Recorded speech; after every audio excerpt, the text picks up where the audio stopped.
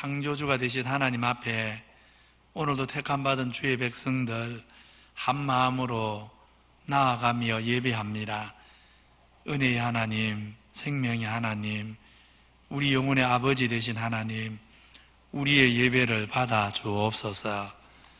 하늘문을 여셔서 각 사람에게, 또 우리 교회에, 또 한국 땅에, 이 나라 이 민족 위에, 온 세상 열방 위에 필요한 은혜를 베풀어 주옵소서.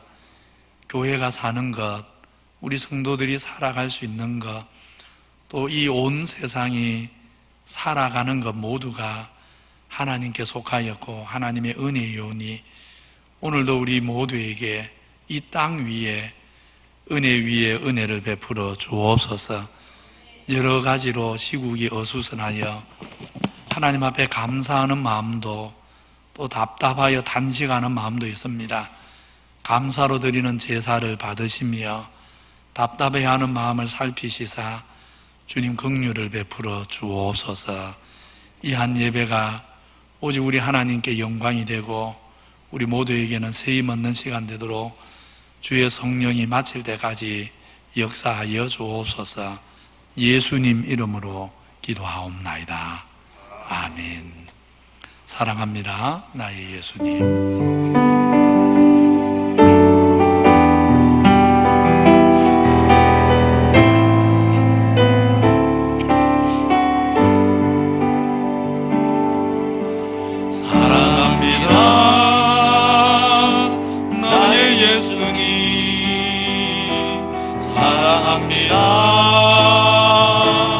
아주 많이요. 사랑합니다, 나의 예수님. 사랑합니다, 그것뿐이에요. 사랑한다 아들아,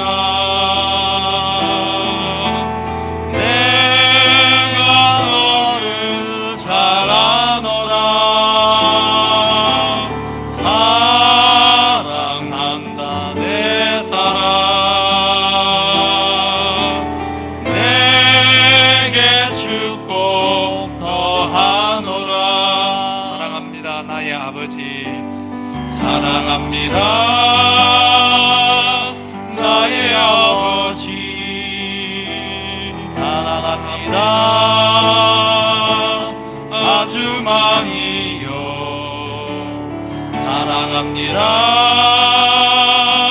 나의 아버지. 사랑합니다, 그것뿐이에요. 사랑한다 아들아, 내가 너를 잘 아노라. 사랑한다 내 딸아, 내게 축복 더하노라. 사랑합니다, 나의 성령님. 사랑합니다, 나의 성령님. 사랑합니다, 아주 많이요. 사랑합니다, 나의 성령님. 사랑합니다, 그것뿐이에요. 사랑한다 아들아, 내가 너를 잘 아노라. 사랑한다 내 딸아, 내게 축복 더하노라. 전능하사 천지를 만드신 하나님 아버지를 내가 믿사오며 그 외아들 우리 주 예수 그리스도를 믿사오니 이는 성령으로 잉태하사 동정녀 마리아에게 나시고 본디오 빌라도에게 고난을 받으사 십자가에 못 박혀 죽으시고 장사한 지 사흘 만에 죽은 자 가운데서 다시 살아나시며 하늘에 오르사 전능하신 하나님 우편에 앉아 계시다가 저리로서 산자와 죽은 자를 심판하러 오시리라. 성령을 믿사오며 거룩한 공회와 성도가 서로 교통하는 것과 죄를 사하여 주시는 것과 몸이 다시 사는 것과 영원히 사는 것을 믿사옵나이다. 아멘. 86장 찬송합니다. 내가 늘 의지하는 예수.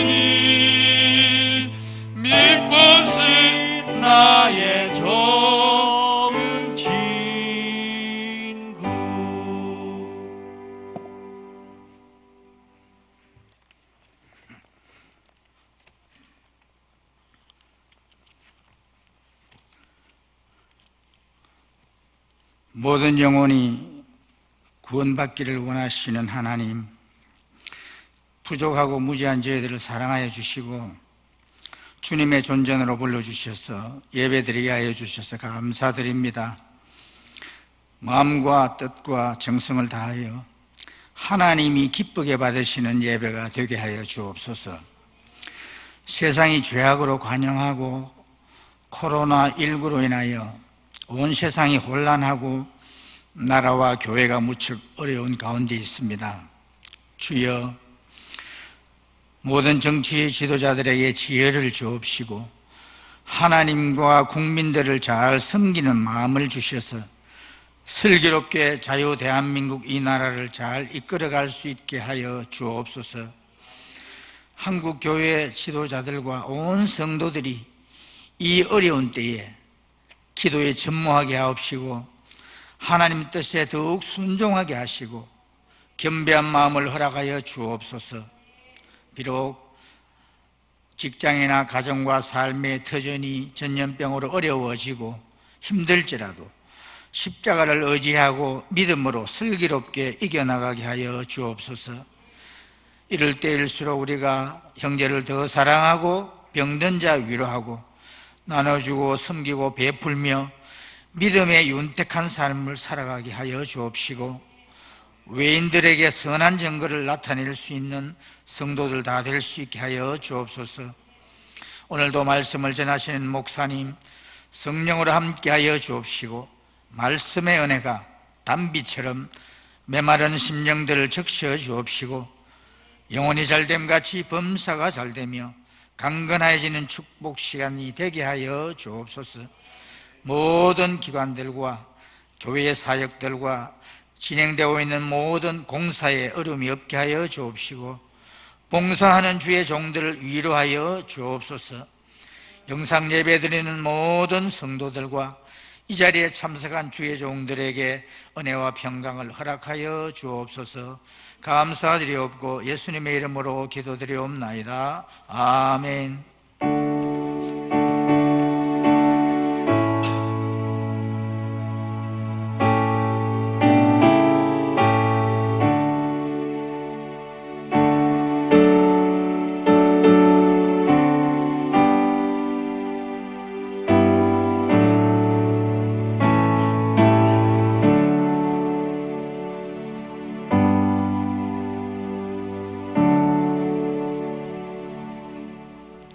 하나님 말씀 사도행전 3장입니다. 사도행전 3장 1절로 10절 찾아서 저랑 교독합니다.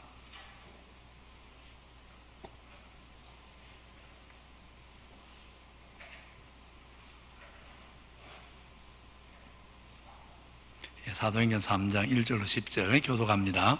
제9시 기도 시간에 베드로와 요한이 성전에 올라갈새 나면서 못 걷게 된 이를 사람들이 메고 오니 이는 성전에 들어가는 사람들에게 국을 하기 위하여 날마다 미문이라는 성전 문에 두는지라. 그가 베드로와 요한이 성전에 들어가려 함을 보고 국을 하거늘 베드로와 요한과 더불어 주목하여 이르되 우리를 보라 하니 그가 그들에게서 무엇을 얻을까 하여 바라보거늘 베드로가 이르되 은과 금은 내게 없거니와 내게 있는 이것을 내게 주노니 나사렛 예수 그리스도의 이름으로 일어나 걸어라 하고 오른손을 잡아 일으키니 발과 발목이 곧 힘을 얻고 뛰어 서서 걸으며 그들과 함께 성전으로 들어가면서 걷기도 하고 뛰기도 하며 하나님을 찬송하니 모든 백성이 그 걷는 것과 하나님을 찬송함을 보고 그가 본래 성전 미문에 앉아 국을 하던 사람인 줄 알고 그에게 일어난 일로 인하여 심히 놀랍게 여기며 놀라니라. 아멘. 요즘은 잘 보이지 않는 것 같은데 이전에는 가끔 시장에 가면 걷지 못하는 장애를 가진 분들이 온 몸을 고무 같은 것으로 이렇게 감싸고 몸통을 아예 땅에 댄 채 바퀴 달린 판자 같은 거 위에 이렇게 누워서 이렇게 온몸으로 움직이면서 물건을 팔거나 또 구걸하는 그런 경우를 들어볼 수 있었습니다. 그런 사람 보면 동정의 눈으로 보는 사람이 있고 그냥 무심코 아예 외면해버리는 사람이 대부분이고 심지어 가끔은 그런 분을 또 멸시하는 눈으로 보는 사람도 있습니다. 오늘 사도행전 3장에 보면 바로 그와 비슷한 처지에 한 사람이 나옵니다. 사도행전 4장에 가면 이 사람이 나이가 한 40쯤 되었다고 합니다. 오늘 본문 2절에는 나면서부터 못 걷는 이라고 해서 한 번도 걸어본 적이 없는 사람인 것을 알게 됩니다. 지금 현재 우리 한글 성경은 나면서 못 끊게 된 이라 이렇게 돼 있는데, 이전 우리 한글 성경을 보면 그냥 우리가 평소에 많이 썼던 말, 옛날에 그냥 안전병이 이렇게 번역을 했습니다. 요즘은 장애를 가진 분들을 이제 배려하는 그런 문화가 많아서 차별하거나 혹은 무시하는 느낌을 주는 단어는 쓰지 않기 때문에 성경도 다시 번역할 때는 안전병이라는 말을 안 쓰고 이걸 풀어서 나면서 못 걷게 된 이, 이렇게 번역을 한 것입니다. 요즘 이렇게 우리 성경 번역에서도 나타나듯이 장애를 가진 분들을 이렇게 배려하는 분위기를 알 수가 있는데, 모든 사람이 정말 말로만 아니라 마음으로부터 장애를 가진 분들이나 또 혹은 약함이 있는 분들을 배려해주고 정말 무시하지 않고 차별하지 않는다면 얼마나 좋겠습니까? 그렇지만 그런 사람, 또 그런 시대 많지 않습니다. 오늘날도 약함이 있는 분들, 장애를 가진 분들 배려해야 된다고 얼마나 말은 많이 합니까? 이전보다 분명히 그런 문화가 많이 조성된 거 사실입니다. 그렇지만 여전히 장애를 가진 분들 무시하거나 차별하고, 심지어 장애인 어떤 단체나 장애인 시설 같은 데서 막 학대한 이런 사건들 잊으려 하면 또 반복해서 터지는 것도 엄연한 현실이지 않습니까? 요즘 그렇다면 1세기 로마 시대는 어땠겠습니까? 1세기에 나면서부터 걷지 못하는 사람으로 태어나면 정말 눈에 보듯 선합니다. 그냥 대부분 사람들이 아예 노골적으로 무시하고 냉대하고 멸시합니다. 심지어 1세기에는 이런 생각들도 많이 합니다. 요즘도 그런 생각하는 사람이 있습니다. 저 사람은 무슨 죄를 저렇게 많이 지었기에, 저 사람 부모는 무슨 죄가 저렇게 많기에 장애를 가지고 태어났나, 장애 있는 아이를 얻었나, 이런 눈으로 보는 경우도 많은 것입니다. 그래서 어떤 집은 장애를 가진 가족이 있다는 것을 부끄러워해서 아예 사람들 눈에 띄지 않도록 집 한 구석에 가두어 놓고는 바깥 세상을 전혀 보지 못하게 하는 참 정말 어처구니 없는 그런 일들까지 과거에도 있었고 요즘도 그런 일들이 간혹 일어나는 것입니다. 그런데 오늘 본문의 사람은 답답하게 집 안에만 있게 하지 않아서 다행이라 해야 할는지, 구걸하는 일을 워낙은 원치 않건 매일 해야 해서 불행이라 해야 할는지, 아무튼 사람들이 거의 매일같이 바깥 세상으로 데려 나옵니다.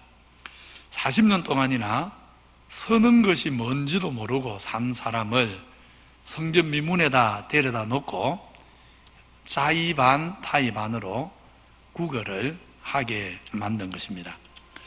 자기 발로 걸어서가 아니고 사람들에 의해서 좋은 일을 위해서가 아니고 구걸하기 위해서 날마다 미문에 나와 있는 이 사람 마음은 사실 죽지 못해서 살아가는 심정이었을 것입니다. 먹고 살기 위해 구걸하지 않을 수는 없고 죽는 것도 쉽지 않아서 구걸은 해야 되고, 그렇지만 누가 말하지 않아도 그냥 스스로 자기 스스로 생각하기에 이 죄 많은 인간아 하고 다른 사람들이 다 자기를 멸시하는 눈으로 쳐다보는 것 같이 그렇게 느끼지 않았겠습니까? 그렇게 40여 년 살다 보니까 이제는 사람들의 무시, 조롱이 그냥 당연하게 여겨집니다. 차별받고 사는 것, 그것은 내 운명이리니 하고 그냥 숙명에 빠져들게 됩니다. 심지어 이 사람은 이름조차 오늘 본문에 없습니다. 사람들이 이름을 부르는 것을 듣지 못했기 때문에 사도행전 기자도 이후에는 이름을 알았을지도 모르지만 이 분위기를 전하기 위해서 오늘 사도행전 3장에는 아예 이름을 기록을 안 해놓습니다. 게다가 장애 때문에 성전에 들어가는 게 허락이 안 됩니다. 남들은 다 살아계신 하나님께 은혜와 긍휼을 구하려고 감사하려고 찬송하려고 그렇게 성전에 오는데, 이 사람은 날마다 성전 앞에 오는데 사람들이 그것도 가장 많이 드나드는 미문, 이 밑자가 아름다울 밑자거든요. 아름다운 문. 그러니까 사람들이 주로 어디로 드나들겠습니까?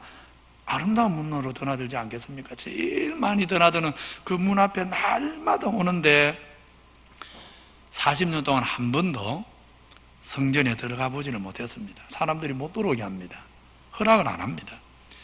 그러니 이 사람은 사람들에게 멸시받는 것만 아니라 마치 하나님께도 버림받은 자처럼 그렇게 자기 자신을 생각할 수밖에 없었을 것입니다. 그렇게 스스로 버림받은 인생처럼 여기고 남들에게는 조롱받으면서도, 그러면서도 누가 한 푼이라도 던져주지 않을까 바라면서 지나가는 사람들 앞에 얼굴을 들지도 못한 채 그냥 고개를 숙이고 한 푼 주십시오 하면서 손만 내밀면서 그렇게 살아왔고 지금도 살아가고 있는 것입니다.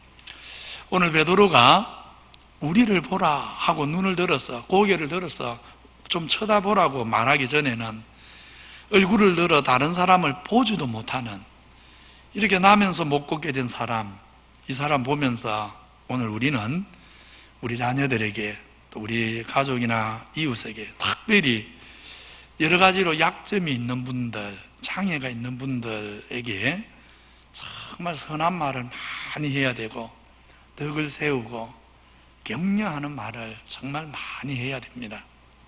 한번 생각해 보십시오. 오늘 나면서부터 못 걷게 된 이 사람이 어릴 때부터 정말 부모님의 사랑을 많이 받고 교회 공동체의 격려를 반복해서 들으면서 그렇게 성장했다면, 비록 약점이 있어도 비록 장애가 있어도 성전 미문에 앉아 얼굴도 들지 못한 채 구걸하며 살아가는 것을 자기 운명으로 여기고 이렇게 살지 않을 것입니다. 작년에 제가 교회의 배려로 한 달 정도 안식년을 가졌죠. 그 안식년 동안 제가 잠시 갔던 곳에서 처음에 어떤 특별한 분을 한 분 만났습니다. 책에 나온 분이 아닙니다. 닉 부이치치가 아니고 어느 곳에 갔는데요, 양팔이 없어요. 양팔도 없어요. 나이가 한 30대쯤 돼 보였는데 이분이 이름을 잘 모르겠는데 몸을 이용해 갖고 킥보드를 타고 가는 거예요. 더 놀라운 거, 이분이 이제 양팔이 없으니까 이제 팔을 끼우는 거, 이렇게 보조팔이라 해야 되나요? 이걸 하고는요 어느 호수를 갔는데 카누를 타는 거예요. 그리고 그분이 하고 제가 이제 영어가 서투니까 영어 잘하는 분이 같이 해갖고 잠깐 몇 마디 나눴는데 얼마나 얼굴이 해맑은지, 얼마나 행복하게 사는지. 양발이 없고 양팔이 없는 분이, 사지가 없는 분이, 하나님이 원하시는 세상이 이런 것이구나. 저런 분들이 행복하게 살 수 있게 만들어라고 하나님이 건강한 우리에게는 양팔과 양발을 주셨구나. 우리 하나님이 건강한 사람들이, 그런 분들을 그렇게 섬기라고 우리를 세상에 남겨놓은 것이구나, 그런 생각을 했습니다. 이분만 아닙니다. 제가 만났던 그분만 아니고요, 실제로 위대한 인물 중에 기가 막힌 장애를 가진 사람들이 많습니다. 우리 성도님들이 너무 잘 아는 분, 우리 한국에도 있죠. 누굽니까? 송명희 시인. 그분도 사지가 있지만 사지를 다 못 쓰거든요, 제대로. 그분의 시를 우리가 알지 않습니까? 나 가진 재물 없으나, 나 남이 가진 지식 없으나, 남에게 있는 건강도 있지 않으나, 나 남이 없는 것 있으니, 나 남이 못 본 것을 보았고, 나 남이 듣지 못한 음성 들었고, 나 남이 받지 못한 사랑받았고, 나 남이 모르는 것 깨달았네. 공평하신 하나님이 나 남이 가진 것 나 없지만, 공평하신 하나님이 나 남이 없는 것 갖게 하셨네. 어떻게 이런 기가 막힌 찬양을 사지를 못 쓰는 분이 그 마음에서 그 입으로 부를 수 있는 것입니까? 물론 이분의 간증을 들어보면요, 청소년기를 보내면서 여러 번 죽으려고 자살을 시도했는데 사지를 제대로 못 쓰는 분이 자살하는 게 쉽지 않잖아요. 시도만 여러 번 했지 번번이 실패합니다. 17살인가 아마 그랬을 겁니다. 17살 때로 기억하는데 이분이 한번 다시 또 죽으려고 애를 쓰다가 실패한 다음 날 문득 그런 마음이 들었어요. 죽더라도 창조주 하나님을 한번 만나는 보고 죽어야 되겠다. 이런 마음이 들어가지고 결심을 하고 그날부터 기도하기를 시작하는데, 얼마 동안 기도했을 때 하나님께서 세미한 음성을 이분에게 들려주십니다. 그 음성을 들으면서 하나님의 놀라운 은혜가 이제는 정말 뭔지 깨달으면서, 그러면서 이제 이분이 완전히 새로운 삶을 살게 되는데, 근데 이분이 이런 노래를 부를 수 있는 것은 17살 때 찾아와준 하나님의 음성, 그것이 가장 중요했지만 사실 그때까지 그 이면에 뭐가 있었느냐 하면요, 송명희 시인의 아버지가 장로님이고 어머니가 권사님입니다. 장로고 권사인 부모님이요, 얼마나 사지를 못 쓰는 그 장애 딸을 위해서 얼마나 사랑으로 정말 딸을 잘 보살폈는지 모릅니다. 기가 막힌 눈물의 헌신이 그 배후에 있었던 것입니다. 우리 성도님들, 사람은 다 약한 존재입니다. 자꾸 무시당하고 부정적인 말 듣게 되면요, 잘할 수 있는 사람도 못하게 됩니다. 자신감 잃어버립니다. 건강하게 자기를 사랑하는 법도 못 배웁니다. 그래서 자기 자신도 존중하지를 못하고, 흔히 그런 사람을 자존감이 낮다 그러지 않습니까? 자존감이 낮으니까 남을 제대로 사랑할 줄도 모르고 다른 사람에게 제대로 사랑받을 줄도 모릅니다. 그래서 대인관계가, 사랑관계가 자연스럽지가 않은 것입니다. 과장이 되거나 지나치게 흥분한 상태, 가장이 되거나 아니면 지나치게 주눅든 상태, 이런 모습이 되어버리는 것입니다. 늘 남과 비교하면서 뭔가 나에게 조금만 잘하는 게 있으면 막 가시를 하고 싶어지고, 그런 병든 자아를 형성하게 되는 것입니다. 그렇지만 하나님 마음을 담은 선한 말을 반복해서 들으면요, 하나님 안에서 남도 존중하고 자기도 건강하게 사랑하는 힘을 자연스럽게 배우게 됩니다. 하나님 마음을 닮은 격려하는 말이 한 영혼을 건강하게, 한 인생을 건강하게 세우는 것입니다. 늘 얼굴을 땅을 향하고 남을 제대로 못 보는 사람 아니고, 사랑하는 눈빛으로 이웃을 바로 쳐다볼 수 있는 그런 사람이 되는 것입니다. 남을 멸시하는 눈이 아니고요, 다른 사람을 긍휼히 여기는 그런 은혜의 눈으로 쳐다볼 수 있는 그런 사람이 되는 것입니다. 그래서 우리 성도들은 늘 가까운 가족부터 만나는 모든 사람들에게 특별히 약점을 지니고 있는 분, 장애를 지니고 있는 분들, 정말 그런 분들 존중하고 배려하고 그러셔야 합니다. 참, 저분은 사람을 존중할 줄 알구나, 저분이 교회 다닌다더니 예수 믿는다더니 정말 저분은 사람을 존중하는구나. 성도는 그렇게 살아가야 하는 것입니다. 에베소서 4장이 말씀합니다. 무릇 더러운 말은 너희 입 밖에도 내지 말고, 아예 하지 말란 말이지요. 오직 덕을 세우는데 소용되는 대로 덕을 세우는데, 이 덕을 세운다 이래서 무슨 말인지 어렵죠. 듣는 사람이 위로를 받는데 이렇게 생각하면 됩니다. 듣는 사람이 기분 좋아지는데 이렇게 생각하면 됩니다. 듣는 사람이 하나님 앞에서 힘을 얻는데 이렇게 생각하면 됩니다. 듣는 사람이 위로를 받고 하나님 앞에 힘을 얻는데 소용되는 선한 말을 해서 듣는 사람에게 은혜를 끼치게 하라. 성령님이 우리 모든 기장교회 성도님들 입술을 주장하셔서 정말 더러운 말은 입 밖에도 내지 않고 덕을 끼치는 말을 할 수 있게 되기를 주님 이름으로 축원합니다. 이렇게 나면서 걷지 못하는 사람이 이제 제9시 기도 시간에 성전에 찾아온 베드로와 요한이 지나갈 때 얼굴을 다 땅에 대고 얼굴을 제대로 들지도 못한 거지요. 그러니까 베드로가 들으라 그러지요. 그렇게 구걸을 하는데 그 모습을 보고 베드로가 또 요한이 반응을 합니다. 어떻게 반응합니까? 같이 읽습니다. 시작.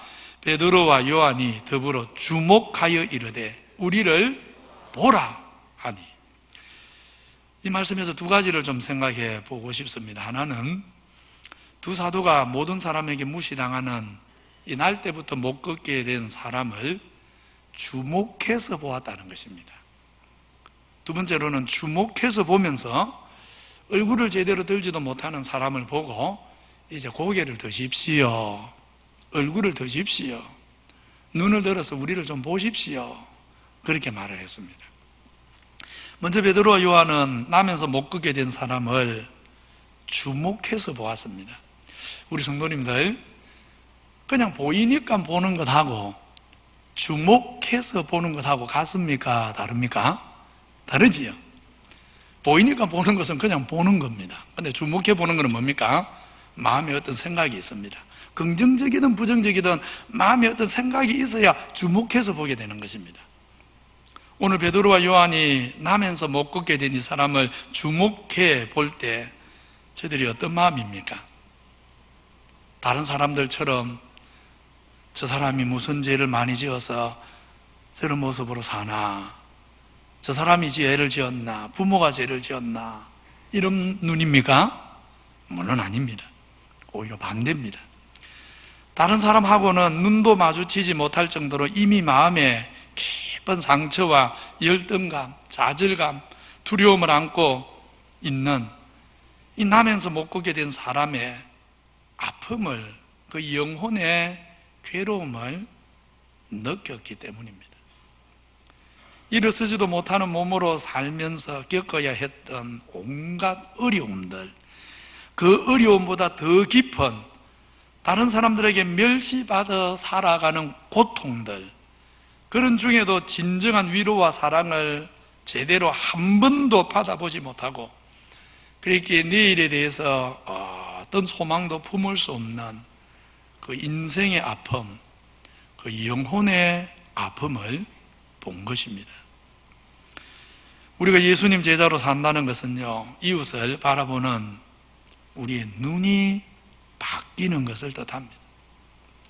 예수님 제자로 살면서도 이웃을 이전하고 똑같이 쳐다보아서는 안 됩니다. 전에는 우리도 육신으로만 세상을 보았습니다. 육신으로만 사람들을 평가했습니다. 그래서 그가 뭘 하는 사람인가? 그 사람 재산은 얼마나 될까? 돈은 얼마나 모아놨을까? 이런 식으로 사람을 보고 평가해 왔습니다.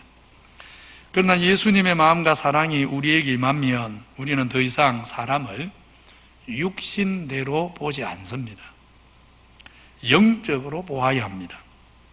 저 사람이 겉으로는 아무 문제가 없어 보여도 좋은 집에 살고 차도 제대로 굴리고 그래 보여도 하나님 없이 살아가는 그 영혼의 배고픔과 아픔이 어떠한가, 이것을 보아야 합니다. 저희들은 나와 상관없는 사람의 그냥 문제일 뿐이었고, 그래서 나와 상관없는 사람이기에 내 눈에 아무 관심의 대상, 한 번 더 쳐다볼 이유가 없는 그런 사람일 뿐이었는데, 이제는 주님께서 나를 위해 하늘 영광 버리고 자기를 비우고 찾아와 주신, 나 대신 죽어주신, 나를 위해 다시 사신 주님의 사랑을 알기에 이웃에게, 하나님이 살면서 내 옆에 살게 하신 많은 사람들에게 그냥 보여서 보는 것이 아니라 주목해서 보게 되는 것입니다. 그 영혼의 아픔이 어떠할까?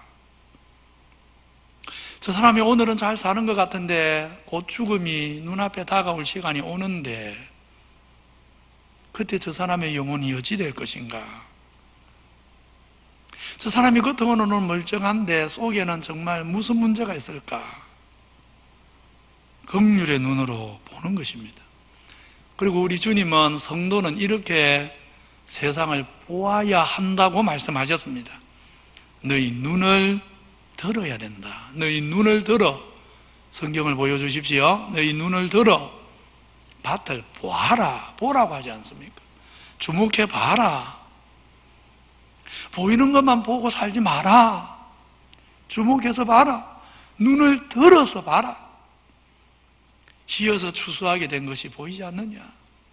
수많은 영혼의 아픔이 보이지 않느냐? 하나님 없이 살아가는 인생들의 절망이, 하나님 없이 살아가는 인생들의 끝이 어떠할지 보이지 않느냐? 눈을 들어서 보아라.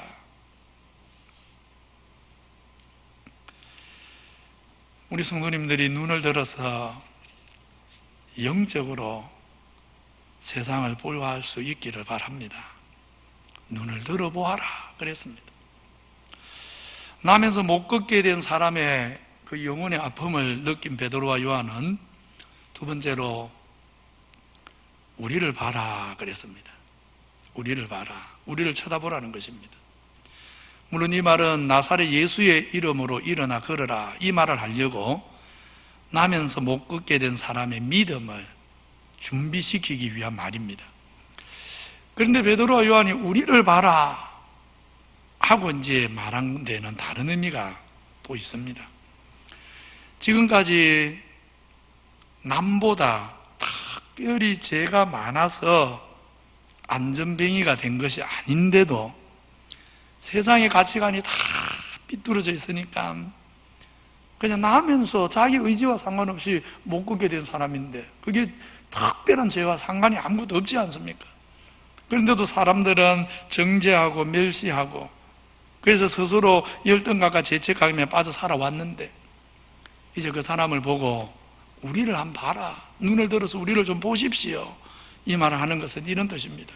당신은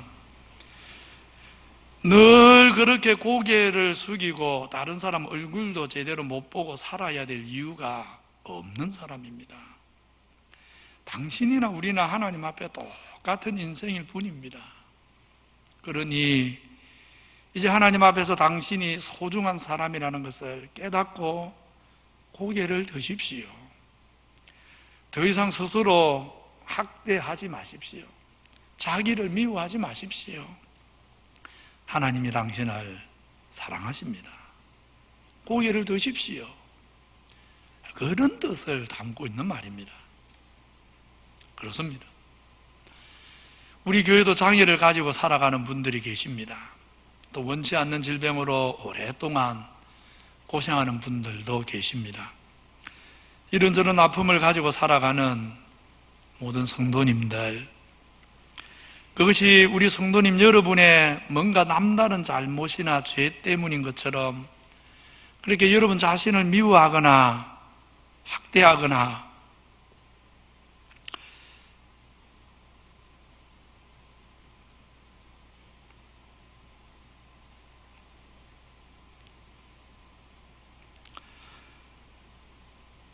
자책하실 필요가 없습니다.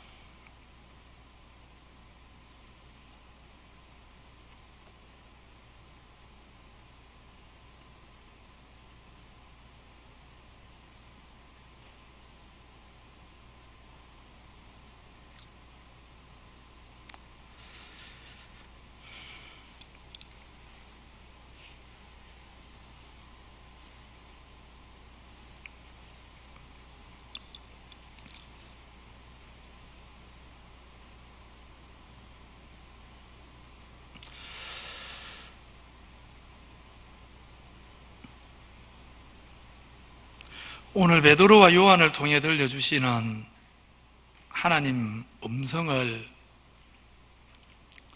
들어보십시오. 우리를 보라. 눈을 들어 하나님을 보라 하십니다. 우리 모두의 연약한 모습 그대로 하나님이 우리를 기다리시고 사랑하십니다. 우리가 영육간에 아무 문제도 아픔도 없어야만 하나님이 우리를 사랑하시는 것이 아닙니다. 나면서 못 걷게 된 사람처럼 우리 모두도 영육간에 문제가 많고 아픔이 많은 그대로 하나님은 그냥 그대로 나를 보라고, 고개를 들어 하늘을 보라고 말씀하십니다. 우리를 있는 모습 그대로 사랑하시고 나를 바라봐라 하시는 아버지의 음성이 우리 모든 성도들에게 들려지는 은혜가 있기를, 특별히 약함을 가진 우리 성도님들이 아버지의 이 음성을 들을 수 있게 되기를 간절히 소원합니다. 이렇게 베드로와 요한이 우리를 보라고 하니까 나면서 못 걷게 된 사람이 사도들의 이 말뜻을 제대로 처음에는 파악을 못합니다. 그래서 저들이 몇 푼이라도 나에게 보태줄 모양이다 생각하고 쳐다봅니다. 그런데 전혀 뜻밖의 말을 합니다. 은과 금은 내게 없거니와 내게 있는 이것을 너에게 주노니 나사렛 예수 그리스도의 이름으로 일어나 걸어라. 구걸하는 사람에게 자기를 보라 하고는 은과 금은 나에게 없다, 이런 말을 들을 때 나면서 못 걷게 된 사람의 마음이 어떻겠습니까? 나를 놀리나? 아마 그런 생각이 먼저 들었을 것입니다. 아니, 돈도 없는 사람이 조용히 지나갈 일이지 뭘 나를 쳐다보라고 하나? 뭐 그런 생각이 들지 않았겠습니까? 근데 그 다음 말은 더 충격적입니다. 나에게 있는 것을 너에게 주노니 나사렛 예수의 이름으로 일어나 걸어라. 처음 이 말을 들을 때 나면서 걷지 못하게 된 사람이 막 기뻤겠습니까? 아마 그러지 않았을 겁니다. 사실은 황당했을 것입니다. 지금까지 자기에게 진지하게 말을 건네는 사람이 없었거니와 일어나 걸으라는 말은 꿈에도 들어본 적이 없습니다. 한번 서보지도 못한 사람에게 걸으라니 정말 자기를 놀리는 황당한 말로 밖에 조롱을 해도 어떻게 저렇게 조롱할 수 있나, 잔인한 말로 들리는 것입니다. 그렇게 도대체 저 사람이 어떻게 저렇게 나를 조롱하나 마음에 상심이 되는데, 그때 베드로가 친히 손을 내밀어서 그의 손을 잡고 일으킵니다. 베드로가 그 손을 잡고 일으키는 순간 발과 발목에 힘이 생기고 일어나게 되고 자기가 걸을 수 있다는 것을 느끼게 되었습니다. 그래서 한 걸음 걸어보는데 한 걸음을 떼면서 걷는 것만 아니라 뛸 수도 있다는 것을 알게 되었습니다. 그래서 나면서 못 걷게 된 사람은 일어났고 심지어 뛰면서 팔짝팔짝 뛰면서 제일 먼저 어디로 갑니까? 성전 안으로 들어갑니다. 나면서 걷지 못하게 된 사람은 지금까지 걸을 수 없다는 것도 힘들고 사람들에게 그것 때문에 날마다 모욕당하며 살아야 되는 거 더 힘들고, 게다가 이런 처지의 나를 하나님도 사랑하지 않는다, 나는 하나님의 성전에도 들어가지 못하는 사람이다, 이것 때문에 정말로 자기는 저주받은 인생인 줄 여기고 살았습니다. 왜 하나님은 나를 미워하시나? 같은 사람인데, 짐승이 아니라 사람으로 나를 태어나게 했다면 나도 창조주 하나님을 찾을 수 있게 하셔야 되고 만나게 해주셔야 되고 나에게도 은혜를 주셔야 하는데 왜 나는 성전에도 들어오지 못하게 하시나? 그것이 정말로 괴로웠을 것입니다. 다른 사람은 제쳐두고더라도, 제 많은 인생들은 나를 무시하더라도 창조주 하나님은 나를 사랑해 줄 수 있는 것 아닌가? 나도 하나님께는 은혜를 받을 수 있는 것 아닌가? 그래야 맞는 것 아닌가? 그렇게 살았을 것입니다. 그런데 하나님이 자기를 사랑하지 않는 줄 알았습니다. 그렇지만 예수 이름으로 치유를 받고 보니까 자기가 지금까지 오해하고 있었음을 깨달았습니다.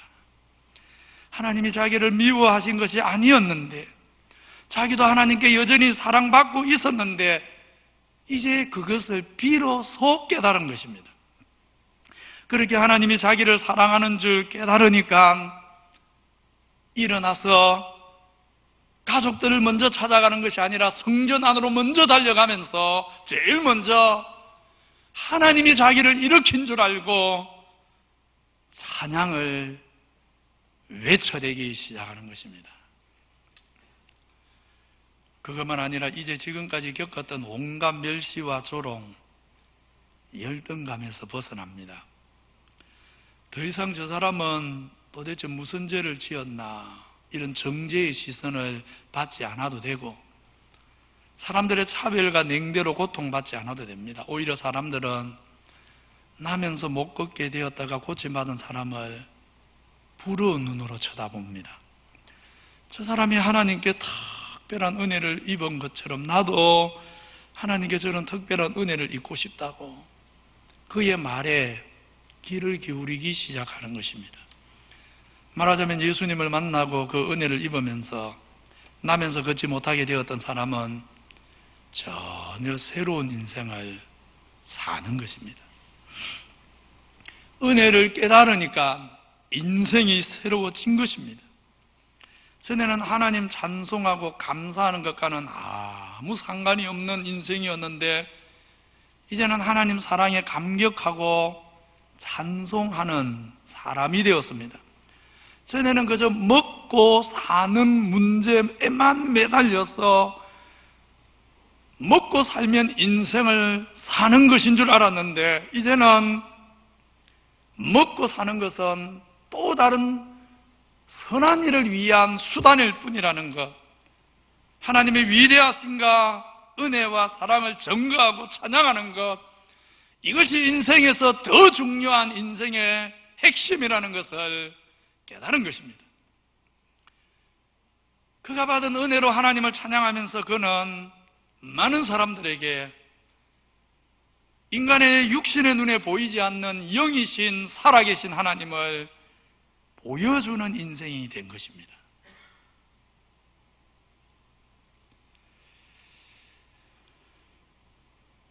오늘 베드로의 말을 다시 한번 들어보십시오.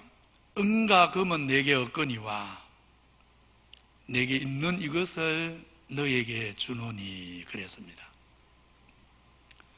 말하자면 베드로는 자기들에게 있는 것, 곧 하나님께서 베풀어 주신 은혜가 무엇인지 알았고, 또 자기들에게 없는 것, 하나님께서 허락하지 않는 것이 무엇인지도 알았습니다. 오늘 우리도 마찬가지입니다. 우리가 이 땅에서 하나님과 하나님 나라를 증거하고 살아갈 때 하나님이 우리에게 주지 않은 것과 하나님이 우리에게 주신 것을 우리가 잘 구분할 줄 알아야 합니다. 교회와 우리 성도들에게 하나님은 이 땅에서 모든 것을 주시지 않습니다. 오히려 창세기 3장을 보면 처음 창조하실 때 주셨던 것 중에도 일부를 빼앗아 가셨습니다. 이유가 뭡니까? 재중에 살아가는 인생이 모든 것을 다 가지면, 아무것도 부족함이 없이 이 땅에서 다 있으면, 그렇지 않아도 교만하고 죄 많은 인생이 다 가지면 절대 하나님 안 찾습니다. 하나님 의지 안 합니다. 그래서 이 땅에서 가진 것 가지고 교만하게 살다 망하는 것입니다. 그래서 하나님은 창세기 3장에서 타락한 후에 인간에게 주셨던 것 중에도 일부를 빼앗아 가심으로 주신 것과 주지 않는 것을 구분해 버리십니다. 그래서 우리에게 주신 것이 있고 이 땅에서는 주지 않는 것이 많습니다. 물론 완전한 하나님의 나라에 가면 아무런 결핍이 없도록 하나님은 모든 것을 그날 주실 것입니다. 그러기에 우리는 아직 주시지 않은 것 가지고 불평할 것도 없고, 하나님이 주시지 않아서 하나님 나라를 위해 살 수 없다 말할 필요 없습니다. 뭐 하면 됩니까? 주신 것이 뭔지를 잘 헤아리면 됩니다. 그래서 하나님이 우리에게 주신 것을 가지고 일하면 됩니다. 주신 만큼 섬기면 되는 것입니다. 예를 하나 들면, 오늘 나면서 안전병이 되었던 사람이 고침을 받았는데 치유의 역사 어떻습니까? 하나님은 오늘도 나면서 걷지 못하게 된 이 사람처럼 오늘날도 치유하시는 은혜를 주십니다. 그러나 우리의 모든 약함을 다 치유하시지는 않습니다. 사도 바울이 육체의 가시를 인해 3번이나 간구했는데 하나님이 뭐라 하셨습니까? 내 은혜가 너에게 족하다. 나의 능력이 너의 약함을 인해 나타나는 것이다. 너의 약함을 인해 겸손하게 나를 의지하고 너가 하나님 앞에서 제대로 살아갈 수 있는 것이다 하면서 고쳐주지 않았습니다. 하나님이 고쳐주지 않으니까 바울이 불평했습니까? 아니지요. 오히려 약한 중에 강하게 하시는 하나님을 더 감사했지 않습니까? 그것처럼 오늘 우리에게도 하나님이 어떤 사람에게는 치유가 필요할 때 치유를 해주시지만 어떤 경우에는 약한 가운데 살아야만 정말 하나님 의지하고 믿음으로 살기에 약한 가운데 살라고 하십니다. 주시는 것이 있고 주지 않는 것이 있는 것입니다. 다만 우리는 하나님 앞에 늘 기도해야 합니다. 겸손히. 그래서 늘 치유의 은혜나 우리의 필요를 따라 구하되 기도하되, 그러나 혹 우리의 생각을 초월하시는 하나님의 섭리가 있어서 우리를 약한 가운데 두실지라도 우리로 하여금 더 겸손하게 믿음의 사람 만들려고 하는 섭리 중에, 사랑의 섭리, 초월의 섭리 중에 하시는 하나님의 일인 줄 알고 범사에 그저 감사해야 하는 것입니다. 치유의 역사만 그런 게 아닙니다. 모든 것이 그렇습니다. 하나님이 우리 성도님들에게 주신 것 잘 쓰십시오. 이웃을 위해, 선한 일 위해, 하나님 나라 위해. 주지 않은 것 때문에 불평하며 인생을 허비하지 마시고 여러분에게 주신 것이 뭔지 잘 헤아려서 선한 하나님의 나라를 위해서 열심히 살아가십시오. 오병이어의 기적을 우리가 기억하지 않습니까? 한 아이가 자기 먹을 점심 도시락으로 작은 거 준비해 왔는데 그거 드렸더니 남자만 5,000명을 먹이고도 12강줄이 넘게 거두는 그 놀라운 역사의 도구가 되었습니다. 우리 성도님들, 우리에게 없는 것, 하나님이 주지 않은 것 때문에 속상해 하실 필요가 없습니다. 주신 것이 뭔지, 하나님이 이미 나에게 허락하신 것이 뭔지를 기억하십시오. 그래서 베드로처럼 하십시오. 이것은 우리에게 없지만 없는 것은 없는 것입니다. 없는 것을 있는 것처럼 하면 안 됩니다. 가끔 어떤 부흥사들이 그러지요. 부흥회를 해놓고 선전을 하지요. 이 부흥사는 대단한 능력을 가진 사람이라서 그 부흥회 오면 5만 병 다 낫는다고. 거짓말입니다. 하나님이 주지 않은 것을 준 것처럼 속이는 사기행각입니다. 예배 때, 집회 때 치유가 안 일어난다 이 말이 아닙니다. 어떤 분에게는 하나님이 주실 것이고 하나님 섭리 안에서 어떤 분에게는 안 주시는 것입니다. 정직해야 하는 것입니다. 그럼 주신 것은 선하고 안 주신 것은 안 선하느냐? 그게 아니라 그 말입니다. 하나님이 주신 것은 주신 대로 하나님께서 선하게 주신 것이고 주시지 않은 것은 주시지 않은 대로 이유가 있는 것입니다. 주지 않은 것도 선을 이루게 되어 있습니다. 이것을 알아야 하는 것입니다. 그러니 주지 않은 것 때문에 마음 상해할 필요 없습니다. 정말 주신 것에 충성하는 성도들 되시기를 바랍니다.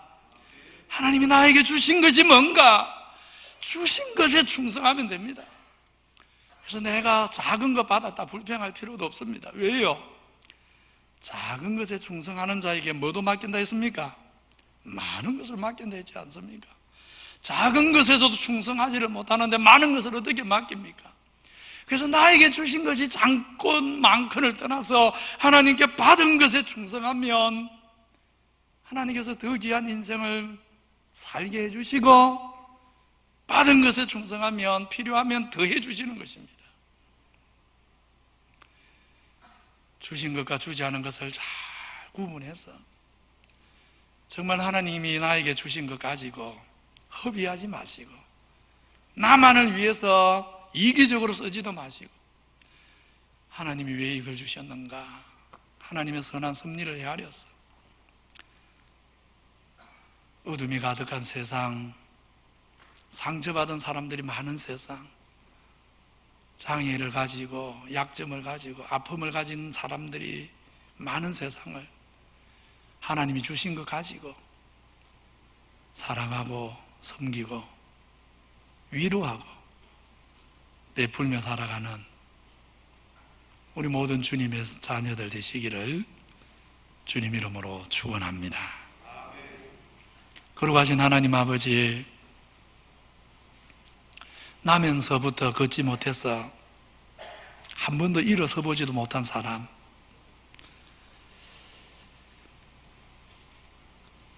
그 영혼의 아픔을 베드로와 요한이 주목해 보았듯이 오늘 우리도 주님의 눈으로 세상을 볼 수 있게 하여 주옵소서. 특별히 우리 가운데도, 우리가 살아가는 이 땅에도 장애를 가진 분들, 영혼이 병든 분들, 아픔이 많은 분들 많은데, 베드로와 요한처럼 없는 것 가지고 불평하지 않고 하나님이 주신 것 가지고, 우리에게 있는 것 가지고 사랑하고 위로하고 섬기고 베풀 줄 아는 우리 모든 주의 자녀들이 되도록 주님 우리를 다스려 주옵소서. 예수님 이름으로 기도하옵나이다. 아멘. 내게 있는 향유옥함 찬양합니다.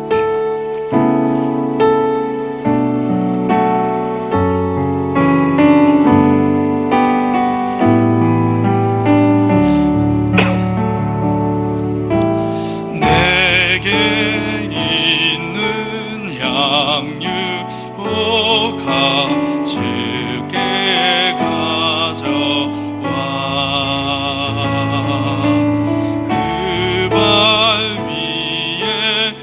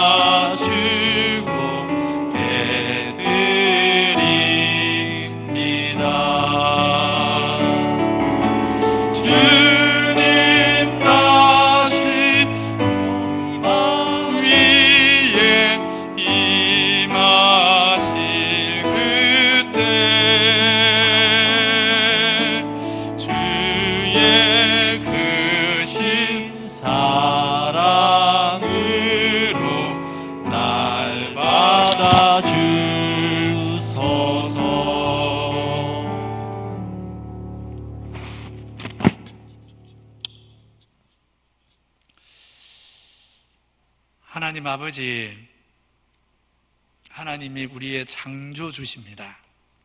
우리를 지으셨습니다.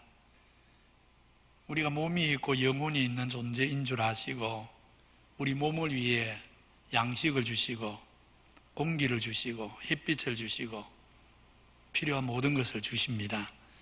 또 우리 영혼을 위해 말씀을 주시고 성령을 주시고 사랑하는 마음을 주시고 사랑받을 수 있는 마음도 주셔서 감사합니다.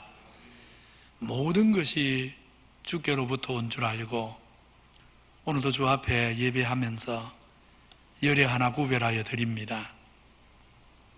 우리에게 주신 데는 선한 뜻이 있음을 알고 선교, 구제, 장학 그 외에 여러 가지 선한 목적으로 예물 드립니다. 받아 주옵소서. 모든 것을 주지 않지만 필요한 것을 주시는 주님이신 줄 믿습니다. 이 믿음 가지고 하루하루 성실하고 정직하게 살아가는 우리 모든 성도들의 삶의 현장에 날마다 찾아오셔서 함께 하시고 위로하시고 새 힘 주시고 은혜를 베풀어 주옵소서. 어려운 때입니다. 도와주옵소서. 우리 김순희 집사님, 정영교 집사님, 재정자 집사님, 그 외에도 병원에 입원해서 이 모양 저 모양으로 치료받고 있는 성도님들, 주께서 긍휼을 베풀어 주옵소서. 위로하시고 어루만져 주옵소서. 우리 이유자 집사님, 김윤여 집사님 또 입원해 있습니다. 우리 안성호 형제 또 치료받고 있습니다. 저들 모두에게도 같은 은혜를 주옵소서. 우리 모든 성도들이 살아가면서 늘 기도하게 해주시고 때를 따라 도우시는 하나님, 성도들이 날마다 살아가는 삶의 현장에서 나의 아버지 되셔서 함께 하시는 아버지의 은혜를 풍성히 누리도록 축복하여 주옵소서. 예수님 이름으로 기도하옵나이다. 구주 예수 그리스도의 은혜와 하나님 아버지 사랑과 성령의 위로하심이 주를 사랑하는 모든 주의 백성에게 영원히 함께 계실지어다. 아멘.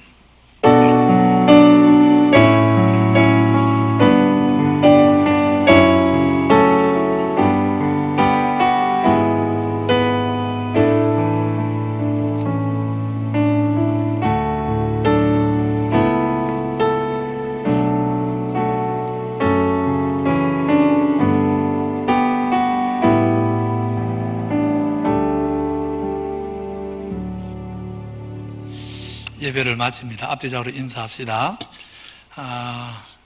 있는 것으로 섬기며 삽시다. 예. 이번 주일에도 50명으로 이렇게 모였는데 아마 다음 주도 이번 주 추석 때문에 다음 주도 이렇게 되지 싶습니다. 짐작에. 주중에 문자로 알려드릴 테니까 다음 주도 우리 전도사님들이 문자 보내면 잘 보시고 또 거기에서 참여할 분들 명단을 넘겨주시면 되겠습니다. 계속해서 이번 주도 새벽기도회는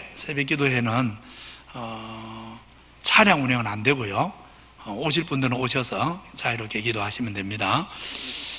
영상 계속해서 보내드리니까 영상으로 또 참여하지 못하는 분들은 가정에서 예배하시고 기도해 가지시면 좋겠습니다. 1층 이제 공사가 많이 되었죠. 가시면서 오늘은 1층 한번 쭉 구경하고 가셔도 됩니다. 특히 키즈랜드는 거의 95% 된 겁니다. 카페는 아직 한 70%, 80% 된 거고요. 빠르면 추석만 없으면 다음 주일에 되면 마무리가 되는데 추석 때문에 마무리가 될지 어떨지는 모르겠습니다. 그래서 오늘 한번 구경하고 가셔도 괜찮겠습니다. 추석 지나면 바로 다음 주 월요일, 내일 말고요. 교육관 방수공사가 한 석 주 진행될 거고요.